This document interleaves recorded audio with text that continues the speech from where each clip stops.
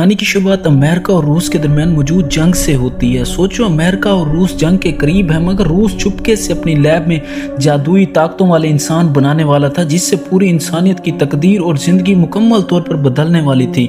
अब जंग के वक्त रूस के अंदर पैट्रियट नामी एक सीक्रेट ऑर्गेनाइजेशन काम कर रही थी और यही ऑर्गेनाइजेशन इंसान और जानवरों पर ऐसे तजुर्बात कर रही होती है जिससे वो ऐसे सुपर सोल्जर्स बनाते हैं जो पूरी दुनिया के आम लोगों से 100 गुना ज्यादा ताकतवर होते हैं और अपने मुल्क की हर खतरे में हिफाजत करते हैं। अब इसी तजर्बात के नतीजे में बहुत से लोग अपनी जान से हाथ धो बैठते हैं, मगर कुछ लोगों को वो जो जादुई ताकतें भी मिल जाती हैं। अब ये तजर्बात हो ही रहे होते हैं, मगर धमाके की वजह से लैब मुकम्मल तौर पर तबाह हो जाती है, लोग मर जाते हैं और एक्सपेरिमेंट की सारी फाइल्स जल जाती हैं और साइंसदान का भी पता नहीं चलता कि वो कहाँ गए हैं। अब कुछ सालों बाद हमें पता चलता है कि रूस अपने AI रोबोट्स की टेस्टिंग कर रहा होता है, मगर अचानक वो रोबोट्स अपने ही आर्मी के जहाज और अपने ही साथी रोबोट्स को तबाह करना शुरू कर देते हैं। हर तरफ तबाही मच जाती है और रूस की फौज भी इन्हें कंट्रोल करने में मुकम्मल तौर पर नाकाम रहती है। इसी वक्त हमें डॉक्टर एवलगस नजर आते हैं जो इस पैट्रियट ऑर्गेनाइजेशन में साइंसदान थे, मगर अब इन्होंने खुद पर तजर्बात करके खुद को बहुत ज्यादा ताकतवर बना लिया था और इनके पास बहुत ज्यादा जादुई ताकतें भी आ गई थी और इनकी सबसे खतरनाक जादुई ताकत मशीनों को अपने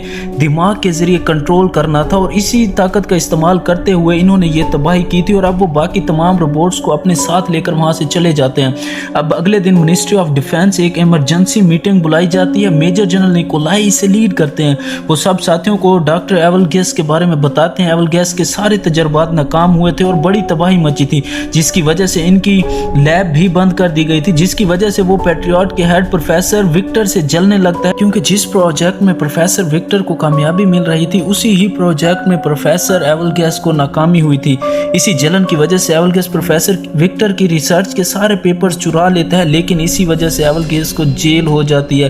फिर जेल से भागकर वो अपनी पुरानी लैब में छुप जाता है। जब मिलिट्री ऑफिसर इसे पकड़ने इसके लैब जाते हैं तो इसने पहले वहां पर बॉम्ब लगाए हुए थे। जैसे ही आर्मी ऑफिसर्स दरवाजा खोलते हैं एक जबरदस्त धमाका होता है और पूरा इलाका तबाह हो जाता है। मिलिट्री ऑफिसर्स भी मारे जाते हैं। इस धमाके में मिनिस्ट्री ऑफ डिफेंस को भी यही लगता है कि एवलगैस भी इसमें मारा गया, मगर हकीकत कुछ और ही थी। एवलगैस किसी तरह बच जाता है और इस धमाके से निकलने वाली गैस और केमिकल से एवलगैस का जिस्म मुकम्मल तौर पर बदल जाता है और फिर वो खुद पर आखिरी और खतरनाक एक्सपेरिमेंट करता है और खुद को एक जादुई ताकतवर मशीन में बदल लेता है। अब मिनिस्ट्री ऑफ डिफेंस एक फैसला करती है कि वो तमाम सुपर हीरोज को पहले ढूंढेंगे और फिर इनकी ताकत को इस्तेमाल करके एवलगैस को शिकस्त देंगे। अब मिशन पैट्रियट 40 साल बाद दोबारा शुरू होता है, जिसकी कमान इस पर मेजर रोज को दी जाती है। मेजर रोज अपनी टीम के साथ मिलकर जल्द ही इन सुपर हीरोज की लोकेशन निकाल लेती है और अब इनको जाकर मनाना होता है ताकि वो इनकी मदद करें और इस मिशन को मिशन गार्डियंस का नाम दिया जाता है। सबसे पहले ये लर नामी सुपर हीरो के पास जाते हैं जो सबसे छुपकर पुराने खंडरात में रह रहा था। अब मेजर रोज इसको दोबारा पैट्रियट ऑर्गेनाइजेशन में शामिल होने का बोलते हैं, जिस पर लर साफ साफ मना कर देता है। ज्यादा बहस करने पर लर गुस्सा हो जाते हैं और अपनी जादुई ताकत का इस्तेमाल करते हुए पत्थरों को हवा में उछाल कर रोज को डराता है। अब मेजर रोज इसको एवलगैस और इसके मिनिस्ट्री ऑफ डिफेंस पर हमले के बारे में बताती है, जिसको सुनकर लर मान जाता है और एवलगैस से बदला लेने के लिए तैयारी करने लगता है। अब अगले लम्हे हमें खान नामी सुपर हीरो दिखाया जाता है, जिस पर कुछ लोग हमला करने आते हैं, मगर देखते ही देखते खान अपने सुपर स्पीड और इंतहाई तेज ब्लेड को इस्तेमाल करते हुए इन लोगों को मार देता है, इनकी गाड़ियों को दरमियान से काट देता है। फिर अचानक खान को लर नजर आता है और वो रुक जाता है। तभी लर खान को एवलगैस से बदला लेने का बोलकर अपने साथ शामिल कर लेता है और वो भी इनके साथ शामिल हो जाता है। अब तीसरे सुपर हीरो को ढूंढने के लिए हमें अफ्रीका के जंगलात में जाना पड़ेगा। इस सुपर हीरो का नाम आर्सेस होता है। अब जैसे ही आर्सेस मिलिट्री को देखता है वो इंसान से खूंखार जानवर में बदल जाता है और मिलिट्री को मारने लगता है, मगर जैसे ही इसकी नजर खान और लर पर पड़ती है वो रुक जाता है। अब खान और लर एवलगैस से बदला लेने के लिए इससे भी अपने साथ मिला लेते हैं और ये भी इनके ग्रुप में शामिल हो जाता है और एवलगैस से बदला लेने के लिए मान जाता है। अब कहानी आगे बढ़ती है और टीम को मॉस्को जाना पड़ता है, जो कि एक सर्कस होता है। यहाँ एक लड़की परफॉर्म कर रही होती है और पानी में छलांग लगाते ही गायब हो जाती है। इस लड़की का नाम जीनिया है और ये हमारी चौथी सुपर हीरोइन थी। शो खत्म होने के बाद जीनिया अपने कमरे में आती है जहाँ उसे खान दिखाई देता है। इसे देखते ही जीनिया चौंक जाती है और इस पर हमला करती है। अब खान इसे काफी समझाता है कि हम दोस्त हैं, मगर वो हमला करती रहती है। फिर वहाँ पर लर आ जाता है और वो जीनिया को हरा देता है और फिर वहाँ पर आर्सेस आता है और इसे बताता है कि हम चारों के पास सुपर पावर हैं और इसीलिए हम पिछले 40 साल से जवान ही हैं। अब ये चारों मिलकर एवलगैस से बदला लेने का सोचते हैं और हेडक्वार्टर पहुंच जाते हैं। वो बातें कर रहे होते हैं, तभी वहाँ पर मेजर निकोलाई आते हैं और इन्हें एवल गैस के बारे में बताते हैं कि इसकी लोकेशन मालूम हो गई है। वो एक खुफिया जगह पर है जहाँ से वो अपने तमाम ऑपरेशंस को हेड कर रहा है। अब ये चारों इसे मारने के लिए वहाँ पर जाते हैं और वहाँ पर बारिश भी होने लगती है। अब बारिश के पानी का फ़ायदा उठाकर जीनिया पानी में गायब हो जाती है और बेखौफ आगे बढ़ने लगती है। अब वो चारों मुख्तलिफ सिमत में एवल गैस को ढूंढने लगते हैं, मगर गायब होने के बावजूद एवल गैस के गार्ड्स जीनिया को देख लेते हैं और इसके बॉडी टेम्परेचर महसूस करते हुए सुपर वेपन इस्तेमाल करते हुए इसे बिल्कुल फ्रीज कर देते हैं। दूसरी तरफ हम देखते हैं कि खान अपनी तलवार से गार्ड्स को काट काट कर मार देता है और जैसे ही कुछ पल के लिए रुकता है तो एक गार्ड्स मौके का फ़ायदा उठाकर इंजेक्शन मार देता है, जिससे खान बेहोश हो जाता है और पकड़ा जाता है। अब कहानी आगे बढ़ती है। वहीं आरसिस भी काफ़ी गार्ड्स को मार देता है और रास्ते क्लियर करके आगे बढ़ रहा ही होता है, मगर अचानक इसे जाल में कैद करके पकड़ लिया जाता है। ब्लर अपनी जादुई ताकतों का इस्तेमाल करते हुए सबको मार देता है, मगर इसका मुकाबला खुद एवल गैस से हो जाता है। एवल गैस लर से ज्यादा ताकतवर था, इसलिए लड़ाई के दौरान एवल गैस लर की कमर फ्रैक्चर कर देता है और इसे भी पकड़ लेता है। अब एवल गैस सबको मैग्नेटिक फील्ड वाले चैम्बर में बंद कर देता है। एवल गैस इन्हें अपने ग्रुप में शामिल होने का बोलता है, मगर वो सब वहां पर मना कर देते हैं। अब एवल गैस गुस्सा हो जाता है और अपने चुराए हुए मिलिट्री के टैंक्स और रोबोट्स की फौज लेकर शहर पर हमला कर देता है। बहुत ज्यादा तबाही मचाता है। अब न्यूज चैनल्स पर भी खबर आती है कि मिलिट्री टैंक्स चोरी हो गए हैं और एक नामालूम दुश्मन शहर पर हमला करने वाला है। यहीं पर हम मेजर निकोलाई और डॉक्टर एवल गैस को साथ देखते हैं और हमें पता चलता है कि मेजर निकोलाई ने गद्दारी से सुपर हीरोज को भी पकड़वाया था और अपने मिलिट्री टैंक्स भी चोरी करवाए हैं। एवल गैस का साथ दिया था, मगर अब एवल गैस मेजर निकोलाई को भी मार देता है। असल में एवल गैस का मकसद दुनिया पर हुकूमत करना था और इसलिए वो एक बड़े टावर को एआई मशीनों के जरिए और रोबोट्स के जरिए उठाकर फेडरेशन टावर के पास ले आता है, ताकि वो दोनों टावर्स को जोड़कर रशियन टावर को सिग्नल भेज सके।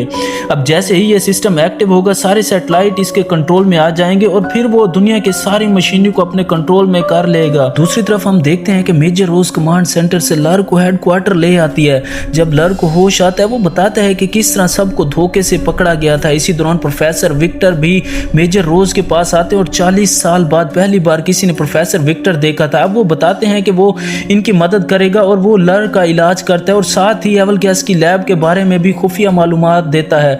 फिर इन मालूमात को इस्तेमाल करते हुए मेजर रोज एवल गैस की लैब पर हमला करती है और गार्ड्स को मारकर तमाम सुपर हीरोज को आजाद करा लेती है। अब सारे उदास होते हैं क्योंकि एवल गैस को रोकने का कोई रास्ता नहीं था। दूसरी तरफ प्रोफेसर विक्टर एवल गैस की लैब में तलाशी कर रहा था, मगर पीछे से एवल गैस आ जाता है और इसे बोलता है कि 40 साल पहले भी मैं ही जीता था और अब भी मैं ही जीतूंगा, और ये कहकर वो जहरीली गैस छोड़कर वहां से निकल जाता है।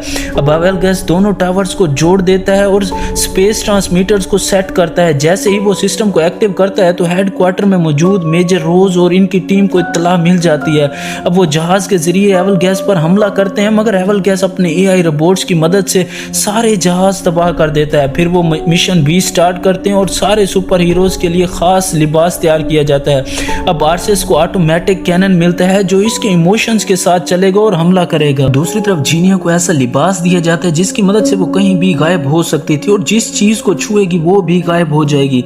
अब लर के सूट में खास पत्थर लगे हुए थे जिनको इस्तेमाल करके वो कहीं भी पत्थर की जंजीर बना सकता था।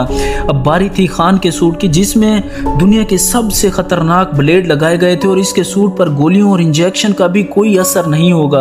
अब दूसरी तरफ डॉक्टर एवल गैस रशियन सैटेलाइट को सिग्नल भेजने के लिए दोनों टावर को चार्ज कर रहा होता है। जैसे ही स्पेस ट्रांसमीटर एक्टिव होगा, वो सैटेलाइट को सिग्नल भेज दिया जाएगा। दूसरी तरफ हम देखते हैं सब मिलकर प्लान बना रहे होते हैं। मेजर रोज सबको बताती है कि टावर के चारों तरफ बनी शील्ड को बंद करने के लिए एक प्लान तैयार करती है। इसके मुताबिक शील्ड बंद होते ही सबको फौरन वहां से निकलना होगा, क्योंकि इसके बाद मिसाइल्स मारकर दोनों टावर्स को तबाह कर दिया जाएगा। प्लान शुरू होता है, लर अंदर जाते हैं और अपने इलेक्ट्रिक जंजीर से गार्ड्स को मारता है। दूसरी तरफ आरसेस अपने कैनन से फायरिंग करता है और दूसरे टावर के गार्ड्स को मार देता है। अब जीनिया का काम गायब होकर आरसेस का साथ देना था। ये काम खत्म होने के बाद जीनिया और आरसेस लर के पास इसकी बिल्डिंग में आ जाते हैं। दूसरी तरफ हम देखते हैं कि खान अपने जहाज पर हमला करने के लिए आता है, मगर एवल गैस के गार्ड्स फायरिंग करके खान के जहाज को बहुत ज्यादा डैमेज कर देते हैं। मगर नीचे छुपके से आरसेस, जीनिया और लर एक पाइप से चलते हुए एवल गैस के मेन टावर की तरफ बढ़ते हैं, लेकिन तभी एवल गैस के गार्ड्स की नजर इन पर पड़ती है और वो इन पर फायरिंग करते हैं और आरसेस नीचे गिरने लगता है। मगर लर अपनी जंजीर को इस्तेमाल करते हुए शील्ड बना लेते हैं और खान ऊपर से जंप लगाकर गार्ड्स का पाइप अपने ब्लेड से काट देता है